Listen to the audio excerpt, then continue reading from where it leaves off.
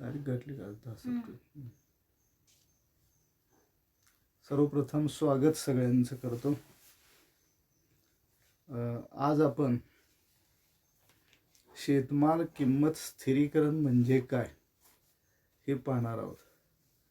यापूर्वीच्या तासाला आपण हे पाहिलेलं आहे की भारतातील शेतमाल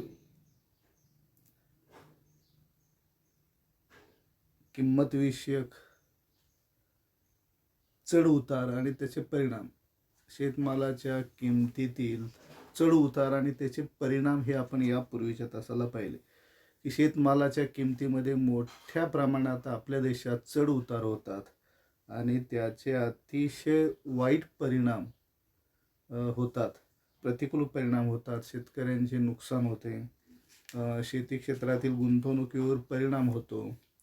त्याचबरोबर उत्पादन वाढीची प्रेरणा शेतकऱ्यांची नष्ट होते, आर्थिक वृद्धीवर प्रतिकूल परिणाम होतो, शेतकऱ्यांच्यामध्ये दैववादी प्रवृत्ती वाढते, तसेच अनिश्चितता सर्वसाधारण किंमत पातळीमध्ये मोठ्या प्रमाणावरती निर्माण होते, शेतमालाचा काळा बाजार वाढतो. हे सगळे दुष्परिणाम कमी करण्यासाठी, हे सगळे दुष्परिणाम नष्ट करण्यासाठी, कमी करण्यासाठी सरकारला उपाय योजावे लागतात. भारत सरकारने आत्तापर्यंत योजलेल्या उपायांची चर्चा आपण आता करणार आहोत. हे दुष्परिणाम झाले तर या दुष्परिणाम कमी करण्यासाठी, त्याच्या विरोधात सरकारने योजलेले उपाय किंवा सरकारला योजता येणारे उपाय यांची चर्चा आता आपण करणार आहोत. त्यामध्ये सगळ्यात पहिल्यांदा म्हणजे शेतमाल किमतीचे स्थिरीकरण करणे हा एक मुद्दा आहे. तर शेतमाल किमतीतील मोठे चढ उतार आणि त्याचे दुष्परिणाम कमी करण्यासाठी शेतमालाच्या किमतीमध्ये किमती स्थिर करणे हा एक महत्त्वाचा उपाय. मग शेतमाल किमती स्थिरीकरण म्हणजे काय? Meaning of agricultural price stabilisation. भारतीय अर्थव्यवस्थेत शेतमाल किमतींचे स्थिरीकरण. मग स्थिरीकरण म्हणजे काय? खरं म्हणजे भारत हा शेतीप्रधान देश आहे आणि मोठ्याच किमतीतील चढ उतारामुळे शेतकऱ्यांचे नुकसान होते. म्हणून किमतीमधील हे मोठे चढ उतार नाहीसे करण्यासाठी किमती स्थिर ठेवण्याचे धोरण सरकारने स्वीकारावे. आता किमती स्थिर ठेवणे याचा अर्थ एकच एक शेतमालाची किंमत कायमसाठी स्थिर ठेवणे किंवा निश्चित करणे असा याचा अर्थ नाही. शेतीमालाची एकच एक किंमत एकदा निश्चित करणे आणि ती जशीच्या तशी ताठर ठेवणे असा याचा अर्थ नाही. तर शेतमालाच्या किमतीमधील मोठे फेरबदल टाळण्यासाठी काही थोडी लवचिकता किमतीमध्ये येऊ शकते. थोड्या प्रमाणात बदल अपेक्षित आहेत यात, पण मोठ्या प्रमाणात बदल होऊ नयेत याबद्दल जे धोरण ठरवले जाते त्याला शेतमाल किमतींच्या स्थिरीकरणाचे धोरण असे म्हणतात. शेतकऱ्यांचे उत्पन्न एका स्थिर पातळीवरती कायम राहावे या दृष्टीने सरकार शेतमालाच्या किमतीबद्दल जे धोरण स्वीकारते त्याला किंमत स्थिरीकरणाचे धोरण असे म्हणतात. पुन्हा एकदा सांगतो, शेतकऱ्यांचे उत्पन्न एका विशिष्ट पातळीवर स्थिर राहण्यासाठी शेतमालाच्या किमतीमध्ये मोठे बदल होऊ नयेत या दृष्टिकोनातून सरकारने स्वीकारलेले धोरण म्हणजे शेतमाल किंमतीविषयक धोरण होय. आता या धोरणातले महत्त्वाचे भाग 3 आहेत. त्या म्हणजे एक मिनिमम प्राइस फ्लक्च्युएशन्स, किमतीमध्ये कमीत कमी बदल व्हावेत, थोडेसे बदल व्हावेत अल्पसे बदल व्हावेत, अल्पसे बदल होऊ शकतात आणि तेवढं अपेक्षित आहे. दुसरं असं, to maintain fixed income level of farmer. शेतकऱ्यांना किमान त्यांचे राहणीमान जगता यावे, त्यांच्या किमान गरजा भागाव्यात या दृष्टिकोनातून त्यांच्या उत्पन्नाची एक स्थिर पातळी कायमसाठी चालू राहावी, अशा प्रकारचे प्रयत्न सरकारनं करणे अपेक्षित आहे. आणि तिसरं म्हणजे to accept statutory and administrative price method by government. सरकारने शेतीमालाच्या वैधानिक किमती किंवा कायदेशीर किमती आणि प्रशासकीय किमतीची पद्धत स्वीकारणे. सरकारने किमान हमी दिली शेतकऱ्यांना, कायदेशीर आणि प्रशासकीय स्वरूपाच्या किमती जर स्वीकारली, ही पद्धत स्वीकारली, तर शेतकऱ्यांना त्यांचे नुकसान होणार नाही, अशा पद्धतीचं उत्पन्न निश्चितपणे मिळेल. असे 3 भाग या किंमतविषयक स्थिरीकरणाच्या धोरणामध्ये येतात. थोडेसे बदल यात नाकारले नाहीत, अल्पसे बदल किमतीमधले अपेक्षित आहेत, थोडीशी लवचिकता, पण फार मोठे बदल होऊ नयेत की जेणेकरून नुकसान होते. दुसरं असं की एक स्थिर किंमत पातळी, स्थिर उत्पन्न मिळावं शेतकऱ्यांना, या दृष्टिकोनातून किमती आकाराव्यात. आणि तिसरं म्हणजे वैधानिक आणि प्रशासकीय किमतींच्या द्वारे सरकार तिची अंमलबजावणी करून या पद्धतीची सरकार शेतकऱ्यांना असे उत्पन्न मिळवून देऊ शकते. त्यामुळे ह्या सगळ्या एकत्रित प्रयत्नाला शेतमाल किंमत विषयक धोरण असे म्हणतात. आपण पाहिलं की शेतकऱ्यांना स्थिर उत्पन्न मिळवून देण्याच्या दृष्टीने किमतीमधील व्यापक स्वरूपाचे आणि खंडित स्वरूपाचे चढउतार शक्य तेवढे कमी करणे म्हणजे शेतमाल किंमत विषयक धोरण होय. शेतमाल किंमत विषयक धोरणाची व्याख्या भारताच्या नियोजन मंडळाने केलेली आहे.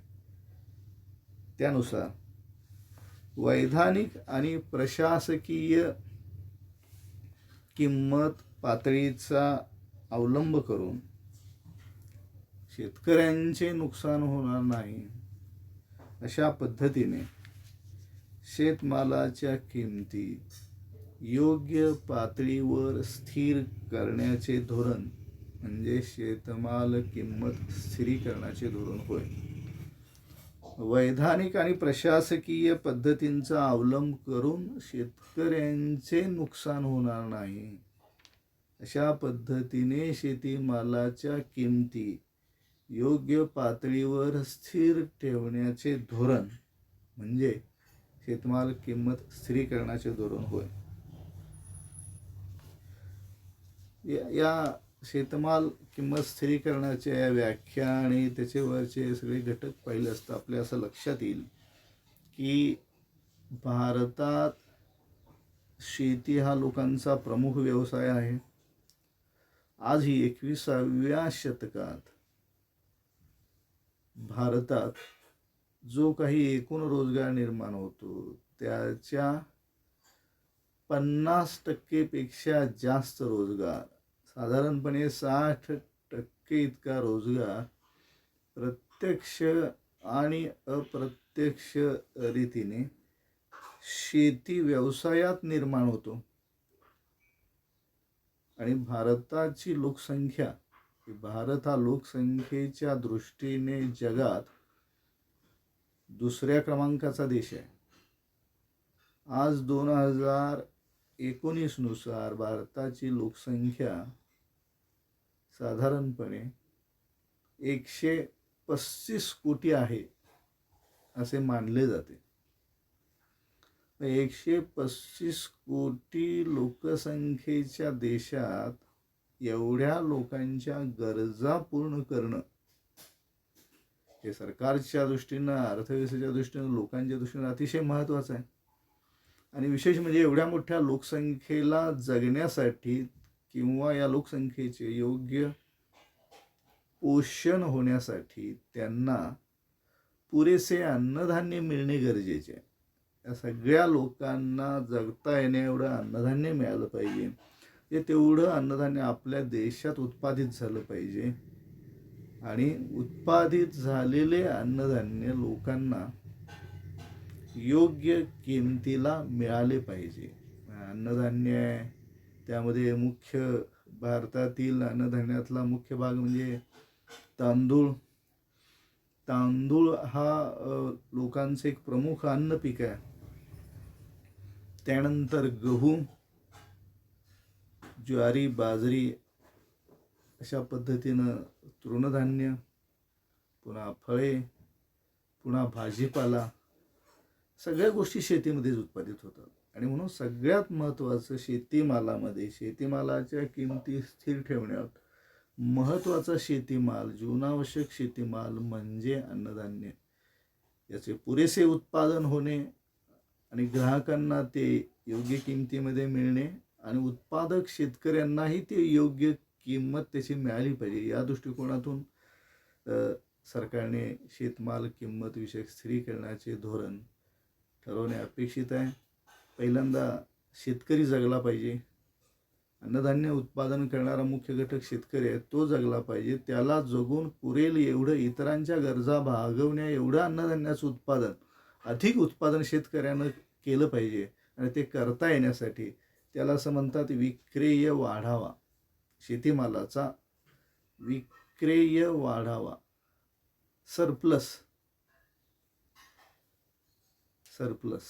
सरप्लस अन्नधान्य शेतीमाल निर्माण होण्यासाठी त्याला योग्य किमती मिळाल्या तरच तो उत्पादन वाढवेल, अन्यथा तो उत्पादन करू शकणार नाही. तोट्यात असेल तर कोणता व्यवसाय व्यक्ती तोट्यात जास्त काळ चालते. मुळात शेती व्यवसाय वर्षानुवर्ष बहुसंख्य शेतकरी तोट्यातच चालवतात.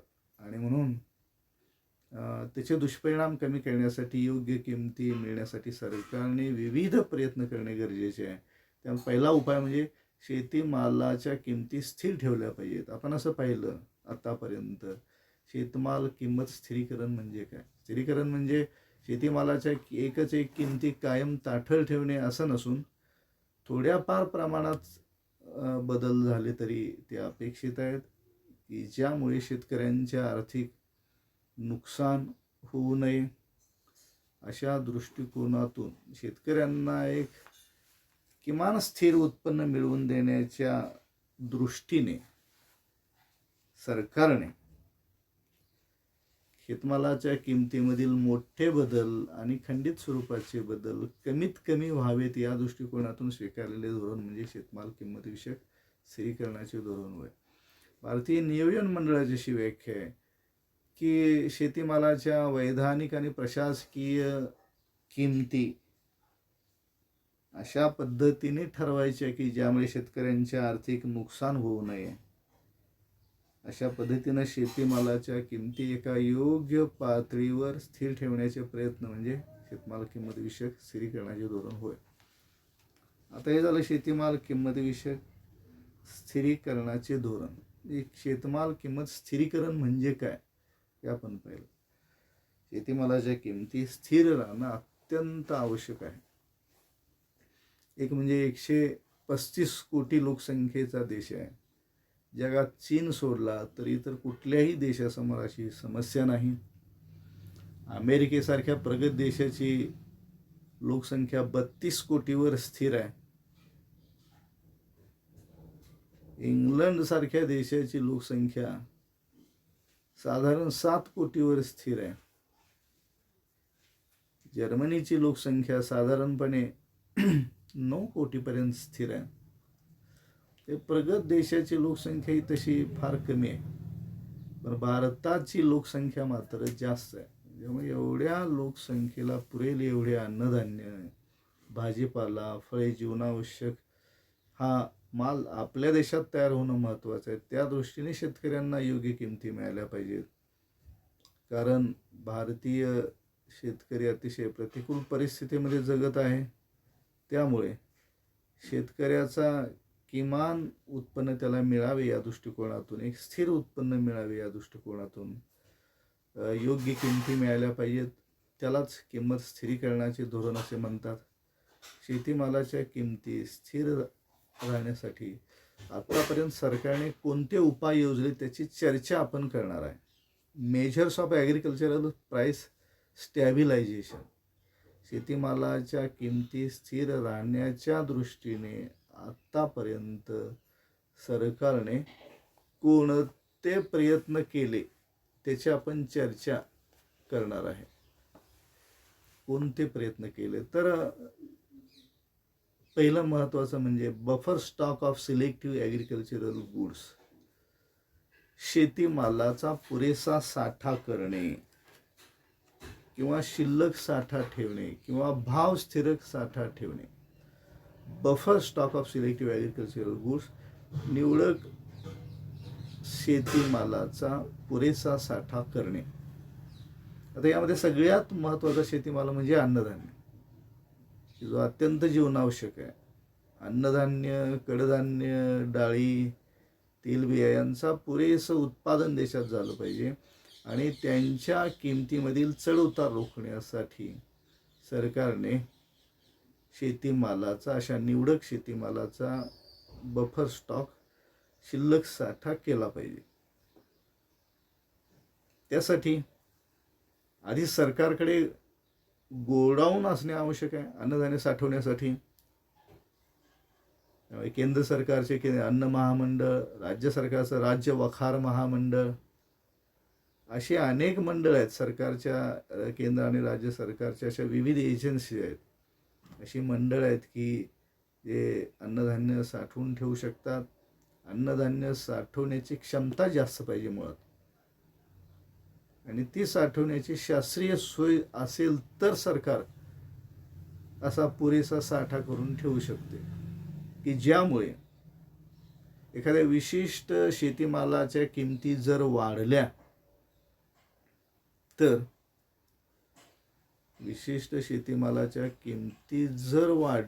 तर अशा वेळी शिल्लक साठ्यातला शेतीमाल बाहेर काढायचा.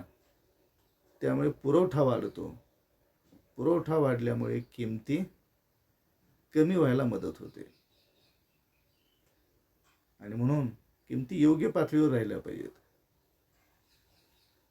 आणि समजा उत्पादन मोठ्या प्रमाणावर झाले, शेतीमालाच्या किमती कमी झालेल्या आहेत मार्केटमध्ये, तर अशा वेळेला शेतकऱ्यांकडनं एका विशिष्ट किमतीला सरकारने शेतीमाल खरेदी केला पाहिजे. म्हणजे बाजारात मर्यादित पुरवठा राहतो आणि त्याच्या किमती वाढतात.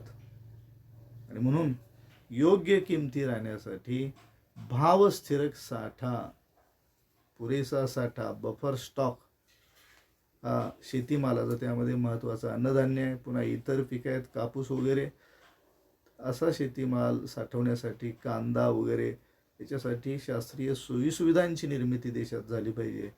आणि असा साठा ठेवला तर शेतमाल किमती स्थिर राहण्यामध्ये मदत होते. भारत सरकार असा प्रयत्न करते, राज्य सरकारने असा प्रयत्न केलेला आहे.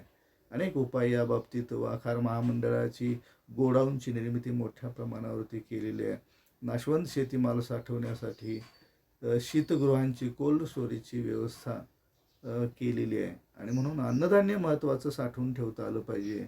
महत्त्वाचे अन्न पिकं, अन्नधान्य, कडधान्य, त्याचबरोबर कांदा वगैरे सारख्या गोष्टी जर साठवता आल्या, त्यांची सोय केली तर निश्चितपणे सरकार असा साठा करून उत्पादना किमतीवरती योग्य तो परिणाम घडवून आणते आणि किमती योग्य पातळीवर राहाव्यात असा सरकारने प्रयत्न केलेला आहे. धन्यवाद.